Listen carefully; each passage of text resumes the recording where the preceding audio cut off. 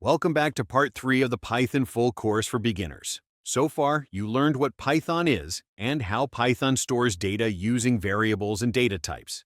Now we are moving to a very important concept. This is where programs start to think. In this video, you will learn how Python makes decisions and how Python repeats actions automatically. Take it slow. Logic takes time to understand, and that is normal. In real life, we make decisions all the time. If it is raining, we take an umbrella. If it is late, we go home. Programs work the same way. A program checks a condition and then decides what to do next. This is called decision-making. In Python, decision-making starts with the if statement. The if statement checks a condition. If the condition is true, the code inside runs. If the condition is false, Python skips it. Think of it like a question. If the answer is yes, do something. If the answer is no, move on. For example, if age is greater than or equal to 18, print the word adult. Python reads the condition first, then it decides what to do. To make decisions, Python compares values. Comparison operators help Python compare numbers and values. Equal to means the values are the same. Not equal means they are different. Greater than and less than compare size. These operators always return true or false. Sometimes we want to do something when the condition is not true.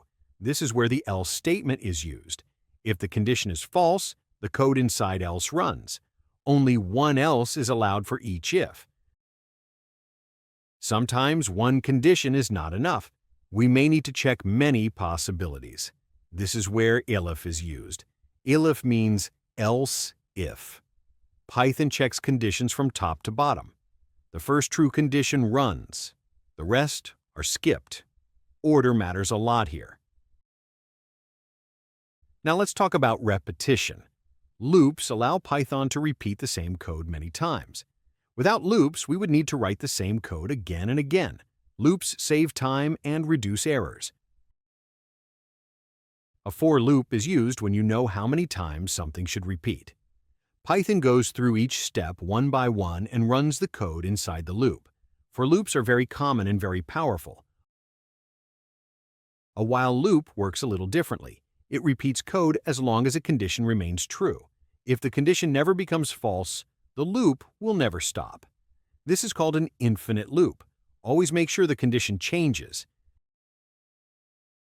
Sometimes we want to stop a loop early. The break statement immediately stops the loop. When Python sees break, it exits the loop and continues the program. The continue statement works differently. It skips the current step and moves to the next loop cycle.